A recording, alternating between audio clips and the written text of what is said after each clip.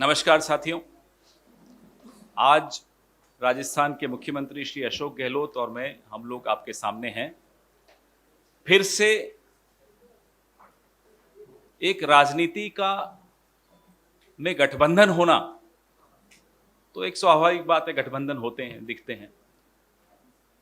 लेकिन जो अमित शाह और नरेंद्र मोदी की राजनीति का गठबंधन है वो एजेंसीज के साथ है, वो बड़ा स्पष्ट दिखता है। जब भी इनकी घेराबंदी हो जाती है, whenever they feel cornered, they misuse agencies. एजेंसियों को सामने कर देते हैं।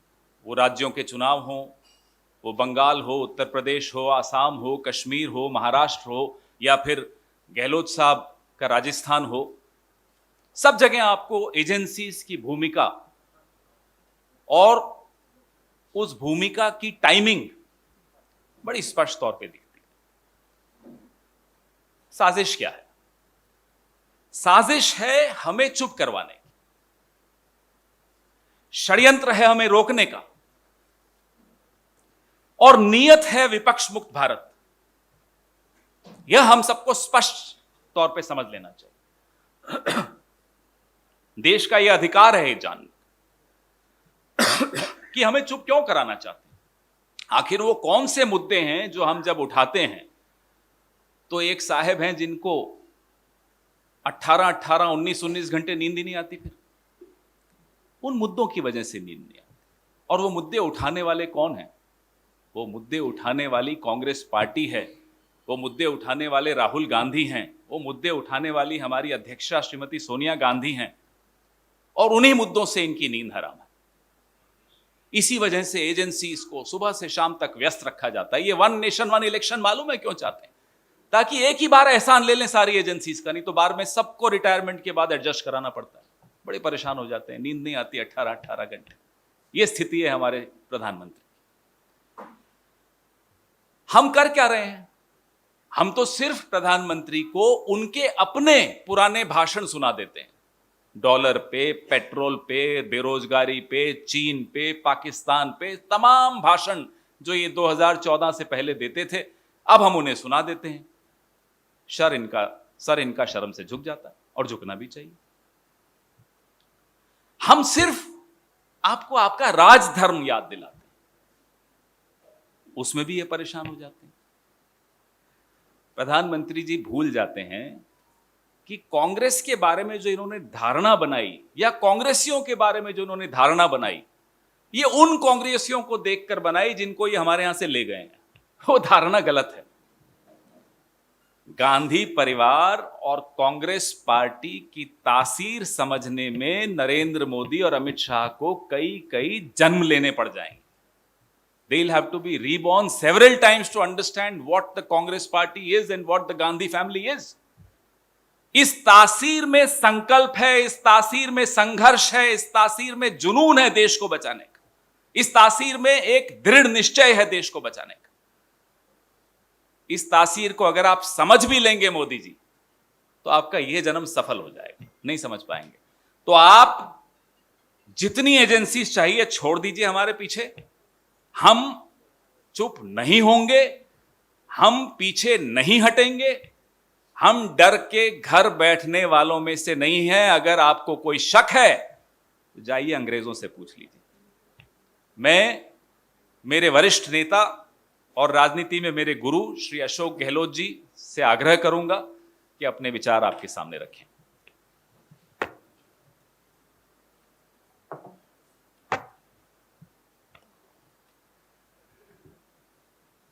पवन खेड़ा जी और तमाम मेरे मित्रों, जैसा आप सबको मालूम है कि आज ईडी ने पिछली बार राहुल गांधी जी को बुलाया था और 5 दिन तक 50 घंटे से अधिक समय तक उनको पूछताछ करी। पूरा देश देख रहा था। और आज सोनिया गांधी जी को बुलाया है, जिसके बारे में पूरा मुल्क जानता है कि वो एक ऐसी नेता है जिसने पूरे देश का दिल जीता है। जिस रूप में उन्होंने यूपीए का गठन किया, फील गुड और इंडिया शाइनिंग के नारों को हराया, जो कि आर्टिफिशियल थे, जिसने डॉक्टर मनमोहन सिंह जी को प्रधानमंत्री बनाया। प्रधानमंत्री पद कोई छोड़ सकता है क्या? और जिनके जिंदगी में एक तरफ तो भारतीय संस्कार संस्कृति उन्होंने आत्मसात की, क्या क्या बातें उनके बारे में नहीं कही जा रही थी जब राजीव जी की शहादत हो गई थी। और जिस महिला नेता के रूप में उन्होंने देखा है, एक पारिवारिक महिला के रूप में भी, कि उनके हाथों में इंदिरा गांधी जी की शहादत हुई, जो एक महान नेता थी देश की। बांग्लादेश जिस रूप में बना उस जमाने के अंदर, पाकिस्तान के दो टुकड़े हो गए।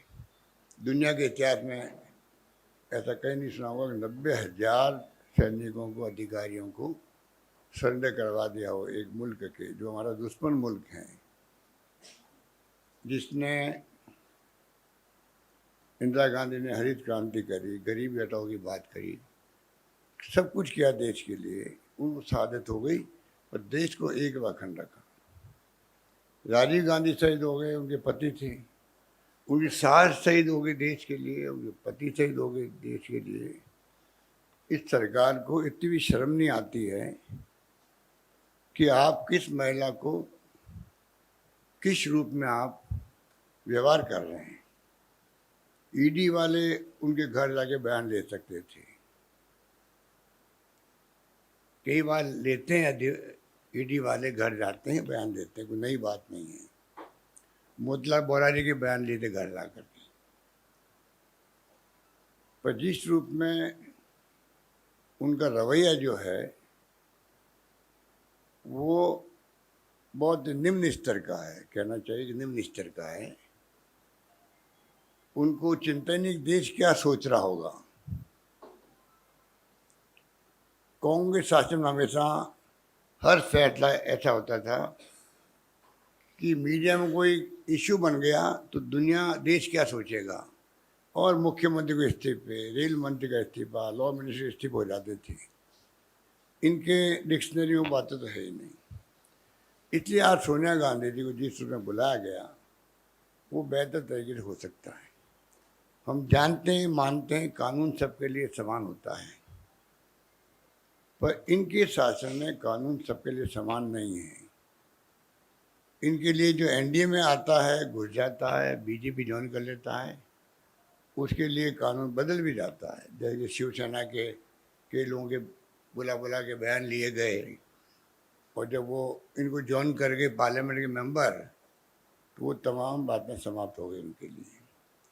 इनका जो दो कानून बना रखे हैं देश के लिए, विपक्ष के लिए अलग है और इनके खुद के लिए अलग है। इस प्रकार आज ये मुल्क चल रहा है, और ऐसा केस हाथ में लिया गया है जो जिसका हक है ही नहीं। ईडी को मनी लॉन्ड्रिंग कहाँ हुई है? ईडी को चाहिए एक प्रेस कॉन्फ्रेंस करे, देश को बताए हम राहुल गांधी को, सोनिया गांधी जी को क्यों बुला रहे हैं, इनके ऊपर अमुक अमुक आरोप इस प्रकार के जो कि ईडी में आते हैं। आज ईडी को जिस रूप में मिसयूज कर रहे हैं सरकारों को बदलने के लिए, ये खतरनाक ट्रेंड है। ये लोकतंत्र की भावनाओं के भी आप समझ सकते हो कि कुचला जा रहा है उसको भी। मैंने बार बार कहता हूँ कि देश में संविधान की धज्जियां उड़ रही है, देश में लोकतंत्र खतरे में है, ये उसके उदाहरण है। इस रूप में आज ये मुल्क चल रहा है। लोग, पूरे देश के लोग डरे हुए हैं, सहमे हुए हैं, और घुटन महसूस कर रहे हैं, देश के अंदर घुटन महसूस कर रहे हैं। ये समझ नहीं पा रहे हैं, इनको नहीं एहसास है कि कभी जनता का मूड बदल भी सकता है। अभी आपने हिंदुत्व के नाम पे जो हर व्यक्ति के धर्म की बात आती है, तो व्यक्ति साथ खड़ा हो जाता है। हमारी लड़ाई विचारधारा की है, देश को बचाने की है।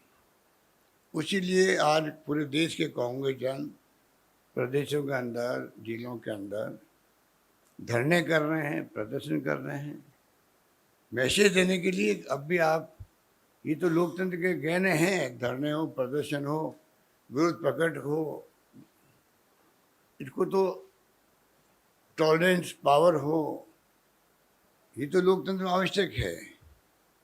आज अगर ये होते हमारी जगह तो आज आग लगा देते, तोड़फोड़ करते। इनकी इनकी फितरत ये है। हमारे यहाँ तो बाहर आप देख रहे हो, रघुपति राघव राजा राम, पतित पावन सीताराम के भजन हो रहे हैं।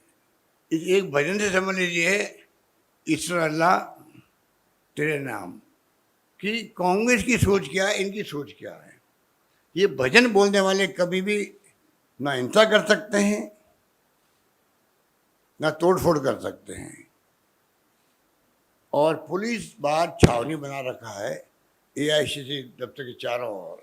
क्या जरूरत है? ये हमारा खुद का हेडक्वार्टर है, उसके अंदर आप आने की परमिशन नहीं दे रहे हो। ऐसा तो पहली बार इतिहास में हुआ है। कल सरकार राज्य की है, दूसरी पार्टियों की, वो इनके ऑफिसर के अंदर जाने की परमिशन देगी नहीं।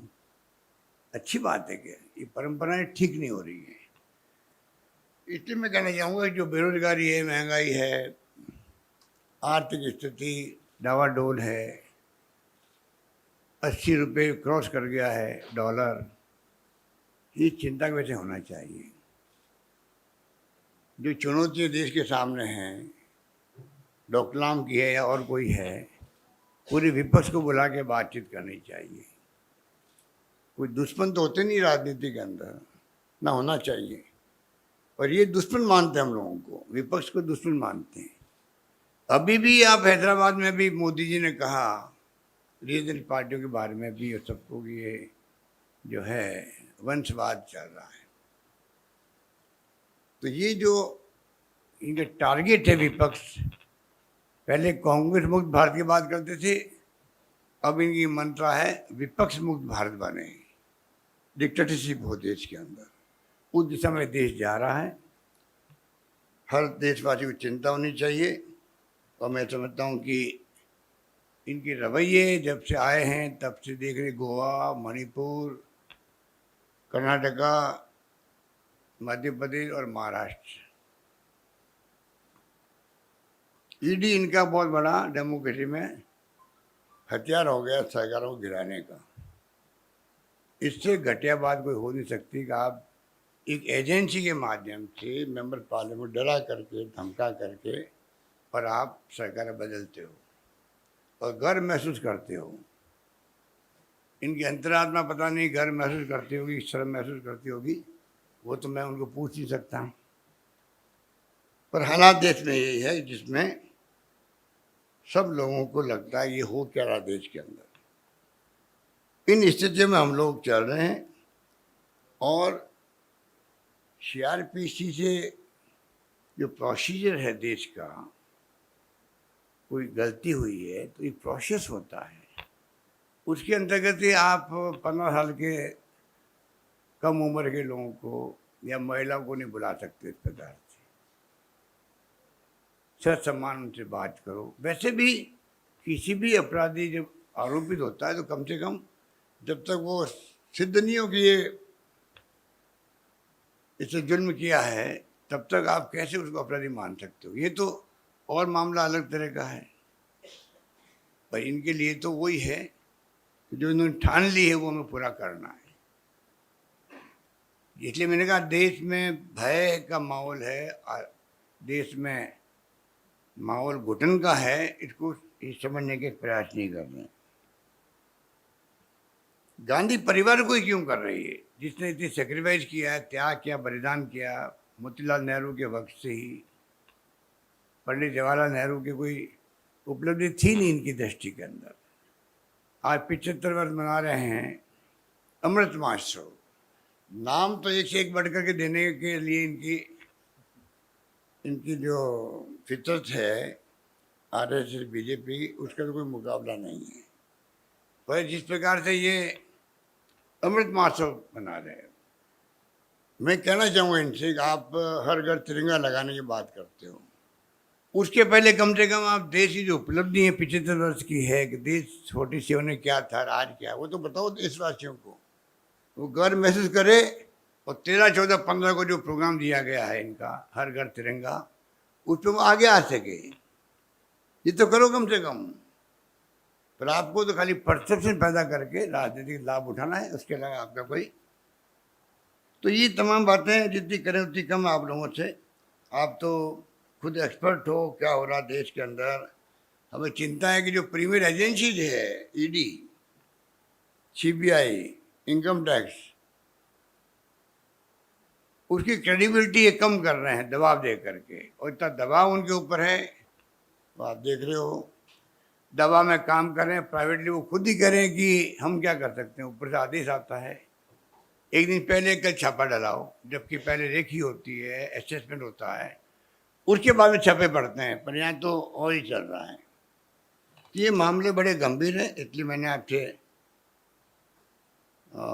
सोचा कि आपसे मैं भी रूबरू हूँ, इसी बहाने आपसे कुछ बातचीत भी होगी। और जो हालात सबके सामने मैंने बता दिया आपको। तो सोनिया गांधी जी को आज बुलाना, मैं इसकी निंदा करता हूँ। इनको चाहिए था कि उनके घर जा करके वो बयान लेते हैं उनके, लेना ही था। तो पहले तो कोई दम है नहीं इस केस के अंदर।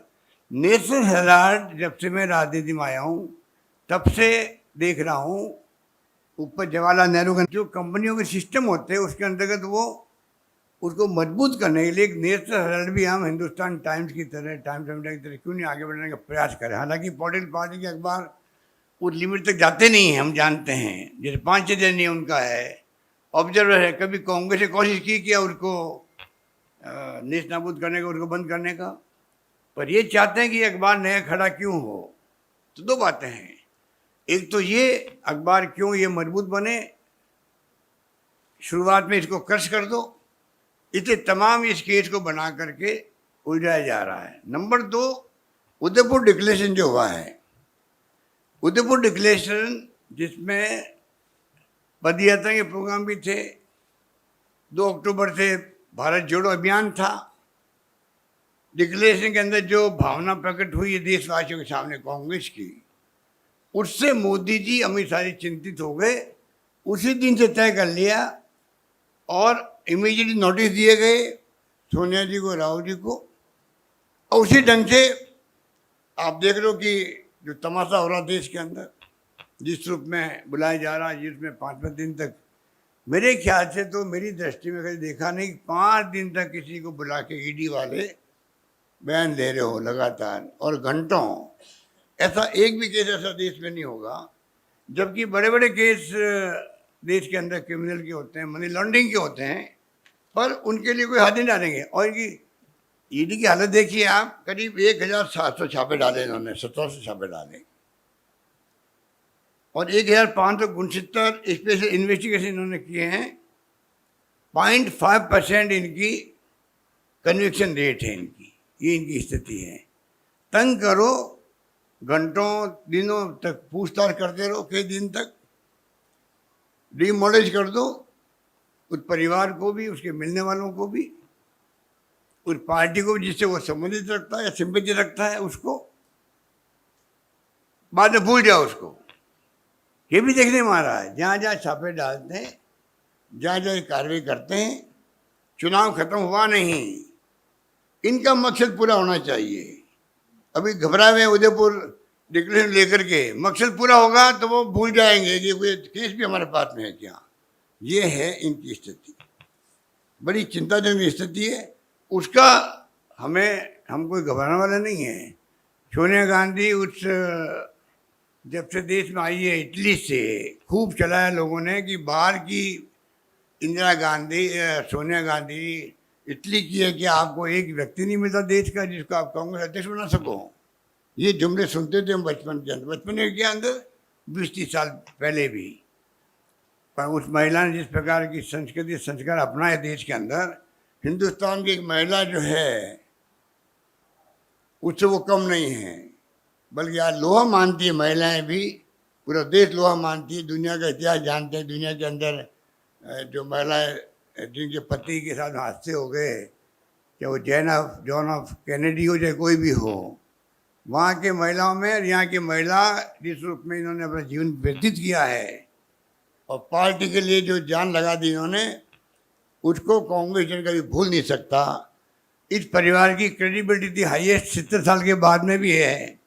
इसलिए आज पूरे देश के सभी भाषा जानने वाले, सभी जातियों के, सभी वर्गों के लोग, सभी क्षेत्रों के लोग, चाहे वो नॉर्थ के हो, ईस्ट के हो, वेस्ट के हो या साउथ के हो, वो जुड़े हुए क्यों हैं? बार बार साहब इनको ही क्यों आप लेके चल रहे हैं साथ में? अरे लेके नहीं चल रहे हैं, पूरा मुल्क का जो आम लोग भी हैं, जो कार्यकर्ता हैं, उनका विश्वास इनके ऊपर है कि सबको साथ लेके चलेंगे। जो राजनीति में आवश्यक होता है वही कामयाब होता है जो सबको साथ लेके चलता है। इस परिवार की क्रेडिबिलिटी बड़ी है, ये सबको साथ लेके चलेंगे, सबके साथ न्याय।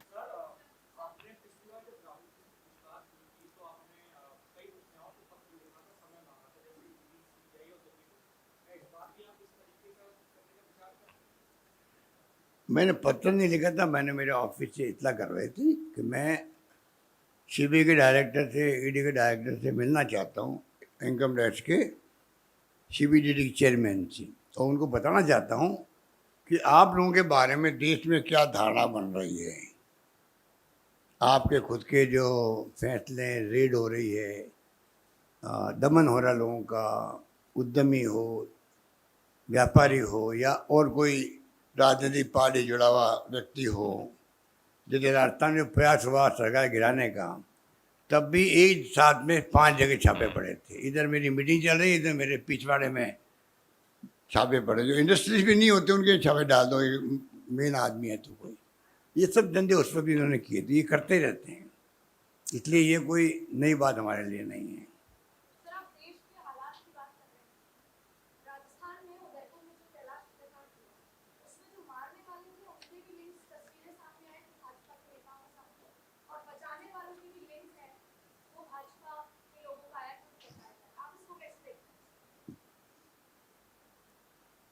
वो तो आप समझ जाइएगा, उसी रात जिस दिन केस हुआ था, अचानक ही एनआईए को केस सुपर्द कर दिया गया। देश में इतनी घटनाएं हो रही है, उदयपुर की घटनाएं ऐसी क्या थी, इस हमें समझ के परे थी बात। रात को अचानक ही एनआईए इस केस को देखेगी। हमने वेलकम किया, कोई दिक्कत नहीं है, क्योंकि एनआईए एक बड़ी एजेंसी है, नेशनल एजेंसी है, जिसका काम ये है अगर राष्ट्रीय अंतर्राष्ट्रीय कोई ऐसी लिंक है किसी घटना का तो जांच करनी चाहिए उनको। हमने कोई एतराज़ नहीं किया उनका, पर ये संदेह पैदा करता है उस रात को ही कैसे एनआईए पिक्चर में आ गई, जबकि एसओजी ने काम शुरू कर दिया था, दोनों अभियुक्तों को पकड़ लिया था। उनके संबंध जो है बीजेपी के साथ में वो तो जग जाहिर है। फोटों की बात तो छोड़ दो, फोटो में अगर नेता के साथ में मिस्टर कटारिया जी ने कहा भाई कि फ़ोटो तो हो ही सकती है, मैं भी मानता हूँ किसी का फ़ोटो हो सकती है, परंतु वो फ़ोटो नहीं है एक। उसमें वो कैसे ज्वाइन कर रहे हैं बीजेपी को, दुपट्टा पहनाया जा रहा है, किस प्रकार वो उनके साथ में जुड़े हुए हैं, किस प्रकार उनके खिलाफ में कोई शिकायत पुलिस में हुई तो बीजेपी नेता ने सिफारिश की थाने के अंदर भी कि भाई हमारा कार्यकर्ता, आप इस प्रकार क्यों इसको मतलब इनके खिलाफ में एक्शन कर रहे हो, जबकि वो एक्शन ठीक था। बार बार जो जिसने थाने में सिफारिश करी, जिस नेता ने, उसका और इस जो व्यक्ति में अतारी जो मुख्य अभियुक्त थे मारने वाला, इसके कई बार टेलीफोन पे बातें हुई आपस के अंदर 2-3 दिन के अंदर। तो तमाम बातें ये सिद्ध करती है कि टोटली बीजेपी के साथ में जुड़े हुए थे मारने वाले, और बीजेपी उस पर एक्सपोज हुई पूरे देश के अंदर। ऐसा नहीं है, लोग समझते भी हैं कि बीजेपी से लिंक था, उसी रूप में ये इनका बैकग्राउंड ये है, तो ये कुछ छिपा नहीं सकते चाहते हुए भी। अब मैं चाहता हूँ बजाय कि हम लोग कोई बात करें, एसओजी कार्रवाई करेंगे तो उसमें लगेगा भाई ये जानबूझ के तंग कर रहे होंगे, क्योंकि जो राजनीतिक माहौल बना हुआ देश के अंदर, उसमें सही क्या है गलत क्या है इसका तो कोई सोच ही नहीं है। तो हम चाहते हैं एनआईए को चाहिए ये जो घटना हुई है इसके बैकग्राउंड को जाए, वास्तव में क्या लिंक था बीजेपी के साथ में इनका, किस हद तक था, क्यों था, और बाद में उसी व्यक्ति ने इतनी हिम्मत कैसे कर ली, जब मालूम है कि आज बीजेपी का एजेंडा क्या है, उसके बाद में ही एक कन्हैयालाल की हत्या करने के मायने क्या थे। ठीक है,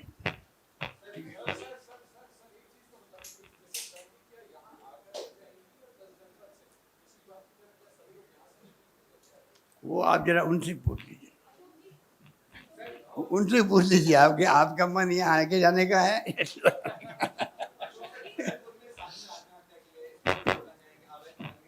देखिए, उसके लिए हम लोगों ने पहले ही फैसला कर लिया था, बड़ा फैसला किया है। वो चाहते थे फॉरेस्ट में लैंड जाए, और एक व्यक्ति ऊपर चढ़े हुए थे, एक साधु ऊपर चढ़ गए थे, समझाइश हो रही थी भाई आप नीचे उतर जाओ, सरकार फैसला कर ली। प्रोसेस फॉरेस्ट लोग ध्यान रखें, इलाज करवा रहे हैं। It's great to see you here. Thank you for watching our work. If you haven't subscribed yet, don't forget to click the bell icon and subscribe to Mojo Story and support independent, robust journalism.